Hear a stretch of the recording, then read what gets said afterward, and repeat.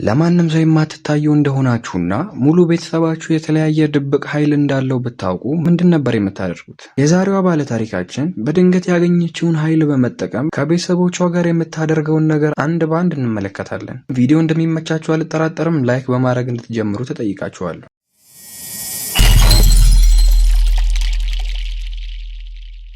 ትዕይንታችን የሚጀምረው በአንድ ምሽት በሩሲያ ወደብ ላይ ኦሌግ የተባለ ሰው ከህገወጥ አዘዋዋሪዎች ላይ ዕቃ ሲረከብ እያስመለከተን ሲሆን ነገር ግን የጀልባዋ የመሸከም አቅም 600 ኪሎ ግራም ብቻ በመሆኑ የጀልባዋ ባለቤት የተሸከመችው ዕቃ እንደሚበቃትና ከዚህም በላይ መሸከም እንደማትችል ይናገራል። ነገር ግን ኦሌግ ተጨማሪ ገንዘብ እንደሚሰጠው በመንገር እንዲስማማ ቢጠይቀውም ሰውየው ግን የሚሰማ አልነበረም። በመቀጠልም ኦሌግ ከሚስቱ ጋር የሚያወራ በማስመሰል ዕቃውን ከሚጭነው ባልደረባው ጋር በመነጋገር ኪሎግራሙን በመጨመር 600 ኪሎ ግራም ነው ብሎ እንዲነግረውና ተጨማሪ ዕቃ እንዲጨምርበት ይጠይቀዋል። በመጨረሻም ያሰቡት ሐሳብ በመሳካቱ ትርፍ መጠን ያለው ካርጎ ይጭናሉ። ነገር ግን ባለቤቱ እንዳለው ትንሽ እንደተጓዙ ጀልባዋ መስመጥ ትጀምራለች። በዚህም ጊዜ ሁለቱም ባላ በሌላ አቅማቸው ወደ ውሃው ዳርቻ ይወጣሉ። ከወጡም በኋላ የጀልባው ባለቤት ኦሌግን መውቀስ ይጀምራል። ምንም አማራጭ ያልነበረውና የሰራውን ስህተት የሚያውቀው ኦሌግ የነበረውን ውድና ቅንጡ መኪና ለባለ ጀልባው ያስረክበዋል። የጀልባውን ባለቤት እሱ ሲጠቀምበት የነበረውን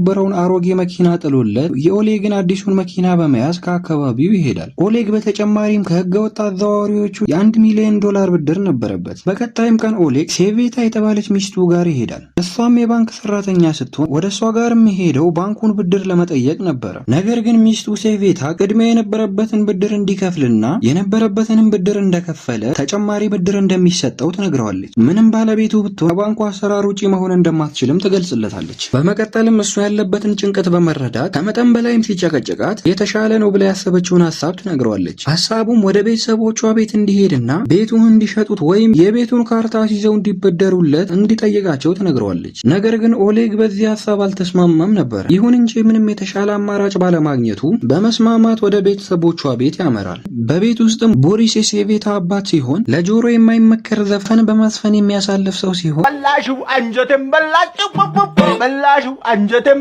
አብዛኛውን ጊዜ ቤት ነበር የሚያሳልፈው። በተጨማሪም ፓቭል የተባለ አባቱንም በመንከባከብ ነበር ብዙ ጊዜውን የሚያሳልፈው። ፓቭልም ሊሞት የደረሰ ሽማግሌ ሲሆን እሱም የዚህ ዓለም ኑሮ ስለበቃው መሞትን ይመኝ ነበር። ሪታ የተባለችው የሴቬታ እህት ደግሞ የአካውንታንት ሰራተኛ ስትሆን የመድረክ ተወዛዋዥ የመሆን ትልቅ ፍላጎትም እንዳላት ያስመለክተናል። ታናሽ ወንድሟ ቶሊክ ደግሞ የወታደር አባል መሆን የሚፈልግ ሲሆን ነገር ግን በአስም ችግር መሆን እንዳልቻለ እንመለከታለን። ምንድነው ቤተሰቦቿ አያልቁም እንዴ እንደምትሉ ተስፋ አደርጋለሁ። እንዳታስቡ አንድ ብቻ ናት የቀረችዋ ልጅም የቤቱ የመጨረሻ ልጅ የሆነችው ሳሻ ስትሆን እሷ ደግሞ ቶሎ የማደግና የሴቬታ አባል የሆነውን ኦሌግን ለማማለል የምትሞክር ልጅ መሆኗን ያስመለክተናል። ምን አለቀስ ብላ ብታድግ። ኦሌግም ወደ ቤት እንደገባ ስላለበት የገንዘብ ችግር ለቦሪስ ማውራት ይጀምራል። ቦሪስም ይህን ሲሰማ በመቃወም ቤተሰቤን አልበትንም በማለት ሐሳቡን ይቃረናል። ኦሌግም በመቀጠል ማንም ሰው እንደማይጎዳና የቤቱን ውክልና ብቻ በሱስም እንዲያረጉለትና እሱንም አስይዘው ብድር ሊበደር እንደሆነ ይገልጽለታል። ይሁን እንጂ አሁንም የቦሪስ ምላሽ አይሆንም ነበር።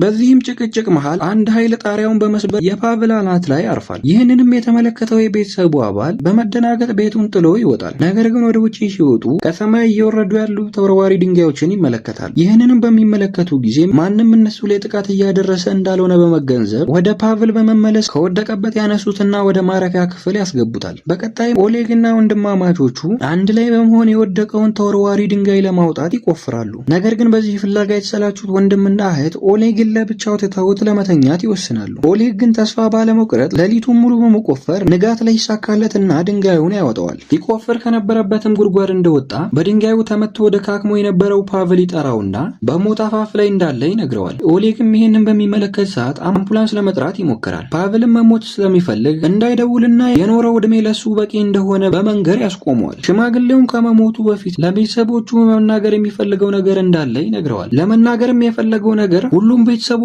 ሲኦል እንደሚገቡ ነበር የተናገረው። በመቀጠልም ኦሌግም የፓቭል ሕይወት ማለፉን ያረጋግጣል። በዚህም የተደናገጠው ኦሌግ ከመፍጠን ወደ ቤቱ ሄድና ለባለቤቱ ሴቬታ የተፈጠረውን ነገር እንዳለ ሊነግራት ይሞክራል። ነገር ግን ሚስቱ በጣም ደክሟት ስለነበረ ምንም ትኩረት አልሰጠችውም ነበር። ኦሌግም ሌሊቱን ሙሉ ሲቆፍር ስላደረ እንቅልፍ ይወስደውና ይተኛል። በነጋታውም ቶሊክ የተባለው የሴቬታ ወንድም በመምጣት ይቀሰቅሰዋል። ከጎኑም ሲመለከት ሴቬታን አላገኛትም ነበር። ቶሊክም የሆነ ነገር ሊያሳየው እንደፈለገ በመናገር ላይክ ለምን ደሞ አታረጉት? እኔ ልብ ቅርጹን ሳሉልኝ አላልኳችሁ? እንደዚህ ንኩልኝ ነው እንጂ እንደዚህ መጠንቆል ምን ያቀሳል?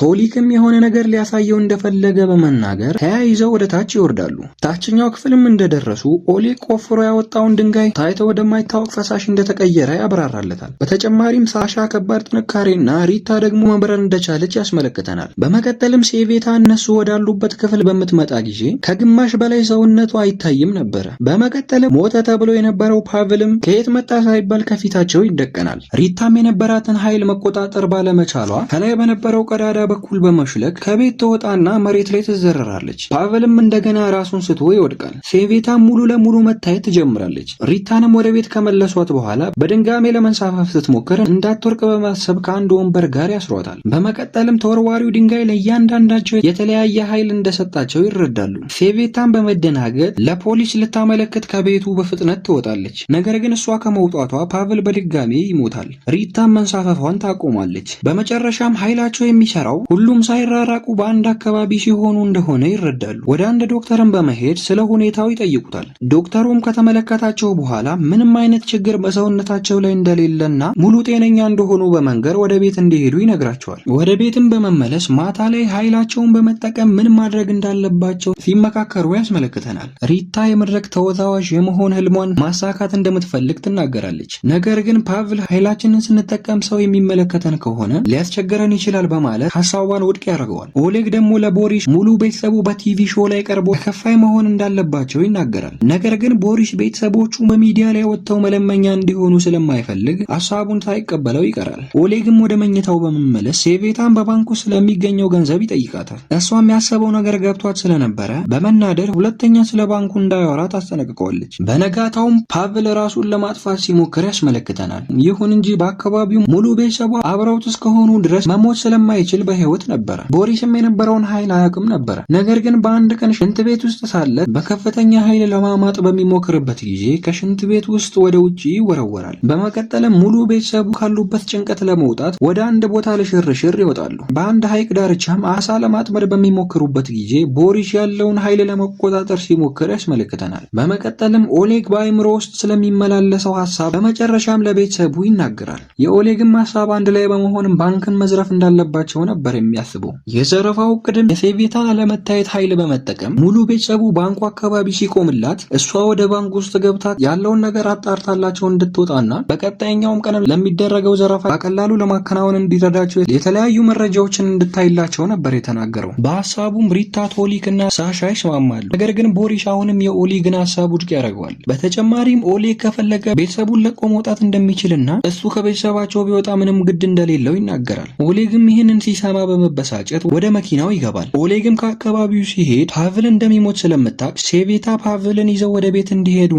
በኋላ ላይም ተመልሰው እንደሚመጡ በመንገር ከኦሌግ ጋር አብራ ትሄዳለች። በመንገዳቸውም ላይ ኦሌግ ያመጣውን ሐሳብ ጥሩነቱንና አባቷ ለምን ሊቃወም እንደቻለ ፓቭልን በሚጠይቅበት ሰዓት ከፊት ለፊታቸው ከኦሌግ ጋር አብረውት የሚሰሩት አዘዋዋሪዎቹ ያልከፈለ ዕዳ ስላለበትና ጊዜውም ስላለፈ ለመቀበል ነበር የመጡት። ኦሌግም ይህን በሚመለከት ሰዓት ገንዘቡን በወራት ውስጥ ሊመልስላቸው እንደሚችል ቢነግራቸው እነሱ ግን በሳምንታት ውስጥ የማይመልስ ከሆነ የሰውነቱን ክፍል አንድ ባንድ በመገነጣጠል በቻይና ጥቁር ገበያ እንደሚያውሉት ይገልጹለታል። ሰዎቹን ከሄዱ በኋላ ሴቬታ ገንዘቡን ለምን እንደሚፈልገው በመረዳትና ለሱ በማዘን ስትረዳውና ስታጽናናው እንመለከታለን። በመቀጠልም ጥንዶቹ ቦሪስን ወደ አንድ የተንጣለለ ቤት በመውሰድ ገንዘቡን የሚዘርፉ ከሆነ ይህን ቤት እንደሚገዙና በቤት ውስጥም እንደሚኖሩ ይገልጹለታል። ይሁን እንጂ ቦሪስ ሐሳቡን ሊቀይር አልቻለም ነበረ። ይህንንም የተመለከተችው ፓቬታ ከባሏ ጎን በመቆም የሚኖሩበት ቤት በጣም የቆየና ያረጀ እንደሆነ ትነግረዋለች። ይሁን እንጂ አሁንም ቦሪስ ሊሰማት አልቻለም ነበር። ነገር ግን ፓቬታ በማዘን ማልቀስ ስትጀምር ሲመለከት በህይወቷ ለመጀመሪያ ጊዜ ስለሆነ ከሱ እርዳታ የጠየቀችው በስተመጨረሻም በሐሳቡ ይስማማል። አመሻሽ ላይም ስለ ሁኔታው እቅድ በማውጣትና መወያየት ይጀምራሉ። ከውይይቱም በኋላ ጥንዶቹ በመነጠል ለብቻቸው ጊዜ ለማሳለፍ በሚሞክሩ ጊዜ ያቺ ኤርጎዝም ቢሆነችው ሳሻ በመምጣት ትረብሻቸዋለች። በቀጣይኛውም ቀን ኦሌግን ለማማለል ሜካፕ በመሰራት ፊት ለፊቱ ትቆማለች። ትነግረዋለች። በመቀጠልም ቤተሰቦቹን በመሰብሰብ ዝርፊያውን ከመጀመሪያቸው በፊትና ከጨረሱ በኋላ ማድረግ ያለባቸውን ነገር ይወያያሉ። ፓቭል ዝርፊያው እንደተጠናቀቀ ወዲያውኑ መሞት እንደሚፈልግ ሲናገር ሪታ ከስርቆቱ በፊት በሰዎች ፊት መብረርና ሰዎችን ማስገረም እንደምትፈልግ ትናገራለች። ትንሿ ሳሻ ደግሞ ከኦሌግ ጋር ዴት መውጣት እንደምትፈልግ ትናገራለች። በእነሱም ሀሳብ ያልተስማማው ኦሌግ ማቅማማት ይጀምራል። ቦሪስም ይመጣና የማትስማማ ከሆነ ዝርፊያው ላይ አንሳተፍም በማለት በሀሳባቸው እንዲስማማ ያደርጉታል። በቀጣይኛውም ቀንም ሪታ የመድረክ ስራዋን ታቀርባለች። የመድረክ ስራውም ሲጠናቀቅ ወደ ቤት ተመልሰው በሚተኙ ሰዓት ኦሌግ ያለውን ኃይል እስካሁን ባለማወቁ እየተብሰለሰለ ሳለ የእጆቹ ጣት ውሃ መርጨት እንደሚችሉ ይገነዘባል። በነጋታውም ሳሻ ጥንዶቹ ወደሚዘርፉበት ባንክ ለማምራት በሚሄዱ ጊዜ ተከትላቸው ትጓዛለች። የተጓዙትም ሴቬታ የምትሰራበት ባንክ አልነበረም። ሳሻን በመሃል ሴቬታን ብትያዥና እስር ቤት ብትገቢ ምን ይፈጠራል በማለት ትጠይቃታለች። ሴቬታም እንደማትያዝና ምንም መፍራት እንደሌለባት ታሳውቃትና ወደ ቤት ይመለሳሉ። ቤትም ሲደርሱ ቶሊክ ፀጉሩን ተላጭቶ ይመለከታሉ። ቶሊክም የተላጨው ሲሞክር የነበረ የውትድርና ምልመላ በመጨረሻ ተሳክቶለት ነበረ። ይህንንም የተመለከተው ኦሌግ ከዝርፊያ ውጪ ሊሆን እንደሚችል በሚያስብ ሰዓት ይናደዳል። ምክንያቱም ከቤተሰቡ አንድ ሰው የሚጎል ከሆነ ኃይላቸው አይሰራም ነበረ። በተጨማሪም የቶሊክ አባት ቦሪስ ልጅን በጦርነት ላጣው ነው በማለት ሲያማርርና ሲብሰለሰል ያስመለክተናል። ይህንንም የተመለከተው ኦሌግ አንድ አሪፍ ሀሳብ በማምጣት ከጦር ምልማሪዎች ውስጥ የሚያውቀው ሰው ስለነበረ ቶሊክ ምርመራውን እንዳላለፈ ለማድረግ ይሞክራል። ሙከራውን በተሳካ ሁኔታ ይጠናቀቃል። ይህንንም የሰማው ቶሊክ በማዘን ማልቀስ ይጀምራል። ነገር ግን አባቱ ቦሪስ ደስታውን መደበቅ አልቻለም ነበረ። ኦሌግም ቶሊክን በማጽናናት ዝርፊያውን ካጠናቀቀ በኋላ እንደሚያፈላልግለት ይነግረዋል። በመቀጠልም ወደ አስክሬን ሳጥን መሸጫ በመሄድ ለፓቭል የሚሆን ሬሳ ሳጥን ይገዛሉ። የቀረችው ሳሻ ነበረችና እሷም እንደፈለገችው ከኦሌግ ጋር ዴት ይወጣሉ። ቤተሰቦቿም ከሩቅ ሲመለከቷት ነበረ። ሴቬታም የሚያወሩትን ነገር ለማዳመጥ ያለመታየት ኃይሏን በመጠቀም ከነሱ ጋር ትቀላቀላለች። ሳሻን በመቀጠል ከዝርፊያው በኋላ አብረው እንዲኖሩና ቤተሰቦቿንም እንደምትጠላ ታሳውቀዋለች። በዚህ መሃልም የኦሌግ አበዳሪዎች በቦታው ላይ በመገኘት ኦሌግን ማጨናነቅ ይጀምራሉ። ይህንንም የተመለከተችው ሳሻ ሁለቱንም መሬት ለመሬት በማንከባለል አሳራቸውን ታበላቸዋለች። ይህንንም የተመለከተው ቤተሰቡ ሌላ ችግር ከመፈጠሩ በፊት አካባቢውን ጥለው ይሰወራሉ። በዚህም ጊዜ የሳሻ ኃይል ሙሉ ለሙሉ ይጠፋል። ይህንንም የተመለከተችው ሳሻ በፍጥነት ሮጣ ታመልጣለች። በቀጣይም ቀን ለዝርፊያው መረጃ የሚሰበሰብበት ቀን ነበርና ሙሉ ቤተሰቡ ወደ ባንኩ ያመራል። በመቀጠልም ሴቬታ የለበሰችውን ልብስ ሙሉ ለሙሉ በማውለቅ ርቋናው ወደ ባንኩ ከኦሌግ ጋር ተያይዘው ይገባሉ። እዛም እንደደረሱ ሴቬታ ሰራተኞቹን በመከታተል ፓስወርዶቹን በመዝገብ ትጀምራለች። ኦሌግም እሷ እስክትመለስ ድረስ የባንኩን መውጫና መግቢያ የሚናገረውን ካርታ ፎቶ ያነሷል። ምክንያቱም ምናልባት መውጫው የሚጠፋቸው ከሆነ በማሰብ ነበር። ወደነ ቦሪስም ስንመለስ ፀሐዩ በጣም ወደፊታቸው እየበራና ሙቀቱ የሌለ እያስቸገራቸው በመሆኑ መኪናውን ትንሽ ወደ ፊት ለፊት ያስጠገዋል። ነገር ግን የቆሙበት ቦታ ታጣቂ አካላት ብቻ የሚቆሙበት ቦታ ነበርና ከቦታው እንዲሄዱ ያስጠነቅቋቸዋል። ነገር ግን ቦሪስ ከቦታው የሚጠጋ ከሆነ ከሴቬታ ስለሚርቅ ኃይሏ ይጠፋል ብሎ በማሰብ ጥያቄውን ውድቅ ያደርገዋል። በዚህም መሃል ምንም አማራጭ ያጣው ፖሊስ የነ ቦሪስን መኪና ከጀርባ በኩል በሌላ ትልቅ መኪና በመግፋት ከአካባቢው ሊያርቆ ይሞክራል። በዚህም መሃል ሴቬታ በሰራተኞች መሃል እርቃኗን ትቀራለች። ይህንንም የተመለከቱት የባንኩ ሰራተኞች አይናቸውን ባለማመን መወዛገብ ሲጀምሩ ኦሌግ በመጣደፍ ወደ መኪናው ይመለስና ፓቭልን ከመኪና በማውጣት አንድ የባንኩ ግድግዳ ስር ይለጠፋሉ።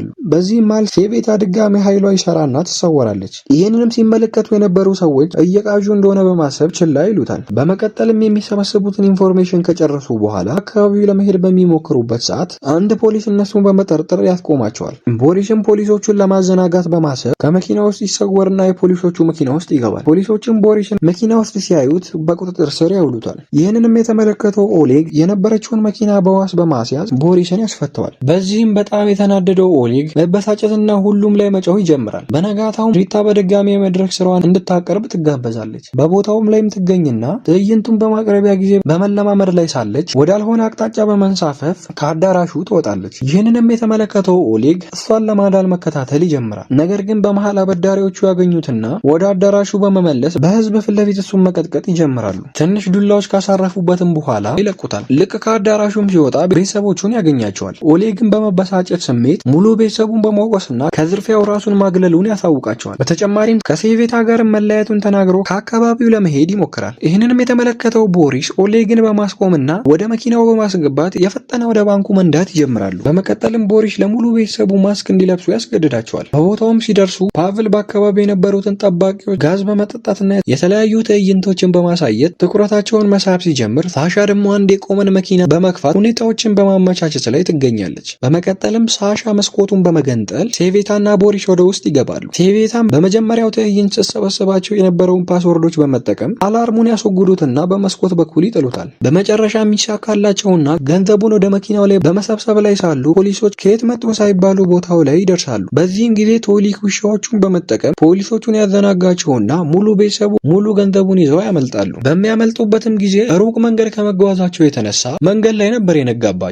ከዛም መኪናቸውን በማቆምና መዝናናት ይጀምራሉ። በመቀጠልም ፓቭል ቃል የገቡለትን በማስታወስ እዚህ ብቻውን ጥለውት እንዲሄዱና በሰላም እንዲሞት ይጠይቃቸዋል። እነሱም ቃላቸውን በማክበር እንዲሞት በመፍቀድ ጥለውት ይሄዳሉ። ነገር ግን ልክ መጓዝ እንደጀመሩ ፓቭል መሬት ላይ ሲወርቅ በሚመለከቱበት ጊዜ አላስችል ብሏቸው የፈጠነ ይመለሳሉ። ይህንንም የተመለከተው ፓቭል በመበሳጨት የሚፈልገው ነገር እሱ እንደሆነ በድጋሚ ቃላቸውን ያስታውሳቸዋል። ነገር ግን ቦሪስ ሁላቸውም ተሰብስበው በደስታ አንድ ላይ መኖር እንዳለባቸው ሲናገር፣ ኦሌግን በመቀጠል አንድ ላይ የሚኖሩ ከሆነ በፖሊሶች እንደሚያዙና ሁሉም ለመሄድ የሚፈልጉበት ቦታ እንዳለ ይናገራሉ። ኦሌግም ወደ ታይላንድ ለመሄድ እንደሚፈልግ ይናገራል። ፖሊክም ወደ ሞስኮና ሪታና ሳሻ ደግሞ ወደ ብራዚል ለመሄድ እንዳሰቡ ይናገራሉ። በተጨማሪም ሴቶቹ ቦሪስን አብሯቸው እንዲጓዝ ጥያቄ ያቀርቡለታል። ነገር ግን ጥያቄዋን ለመመለስ ጊዜ አልነበረውም። ምክንያቱም በዚህ ሰዓት ፓቭል ለፖሊስ ደውሎ ስለነበር ነው። ይህንንም የተመለከቱት ቤተሰቦቹ በመጣደፍ አካባቢውን ጥለው ይሄዳሉ። በመንገዳቸውም ላይ ሴቬታ የአያቷን ሞት በመመልከቷ በማዘን ገንዘቡን መመለስ እንዳለባቸው ትገልጽላቸዋለች። ቤተሰቦቹም በሀሳቧ ይስማማሉ።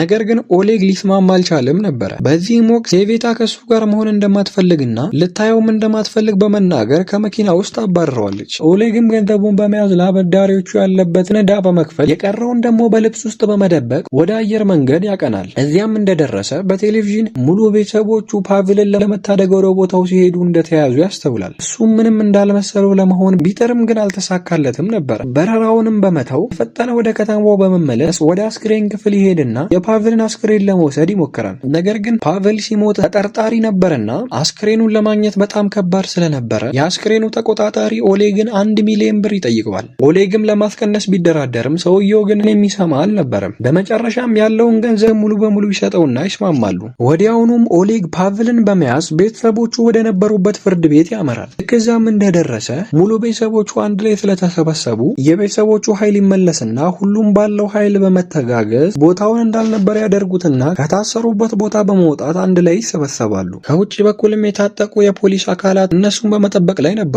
በዚህም መሃል ሪታ የመብረር ኃይሏን በመጠቀም ታጣቂዎቹን ከፈጣሪ የተላከች መልእክተኛ በማስመሰል ትኩረታቸውን ትስባለች። በዚህም መሃል ሙሉ ቤተሰቡ ወደ አንድ ፖሊስ መኪና በመግባት ያመልጣሉ። ነገር ግን አሁንም ፖሊሶቹ እየተከታተሏቸው ነበረ። በዚህም መሃል ቦሪስ ኃይሉን በመጠቀም ከአንድ ፖሊስ መኪና ውስጥ ይቀመጥና የፖሊሱን መኪና መንገድ ያስተዋል። ሳሻም ኃይሏን በመጠቀም የፖሊሶቹን መኪና በመግፋትና ከመጋጨት በመታደግ መንገድ ላይ ወደ ተደረደረ ፍራፍሬዎች ታዞረዋለች። መኪናቸውን በፍራፍሬው የተነሳ መስታወቱ ተሸፍኖ ስለነበረ ከፊት ለፊታቸው የሚከናወነውን ነገር ለማየት ያስቸግራቸዋል። ነገር ግን ኦሌግ የነበረውን ኃይል በመጠቀም መስታወቱን ማጽዳት ይጀምራል። ሳሻን በመቀጠል ድጋሚ ኃይሏን በመጠቀም መኪናው በፍጥነት አቅጣጫውን እንዲቀይር ትረዳቸዋለች። በዚህም ምክንያት ከአንድ የፖሊስ መኪና ውጪ ሁሉም መገለባበጥና ከጥቅም ውጪ ይሆናሉ። በዚህም እንዳሉ መኪናቸው ከመጠን በላይ ፍጥነት ላይ ስለነበረ ከፊት ለፊት ሊጋጩ ትንሽ ሲቀራቸው ሪታም ያላትን ኃይል በመጠቀም መኪናው ወደ ላይ በማንሳፈፍና እንዲበር በማድረግ ትታደጋቸዋለች። ከዚያም በኋላ ሙሉ ቤተሰቡ ከህገወጥ አዘዋዋሪዎች ጋር በመስማማት በወደቡ በኩል በኮንቴነር በመጫን ወደ ታይላንድ በመጓዝ ላይ ሳሉ ትዕይንታችን ይጠናቀቃል። ስለ ፊልሙ የተሰማችሁን አስተያየት በኮመንት ላይ በማስቀመጥና ቪዲዮን ላይክ በማድረግ የዜግነት ግዴታችሁን እንድትወጡ እያልኩ ቪዲዮንም ላይክ ማድረግ እንዳትረሱ። በቀጣይ በሚገርም ፊልም እስክንገናኝ ድረስ ቸር ሰንብቱ።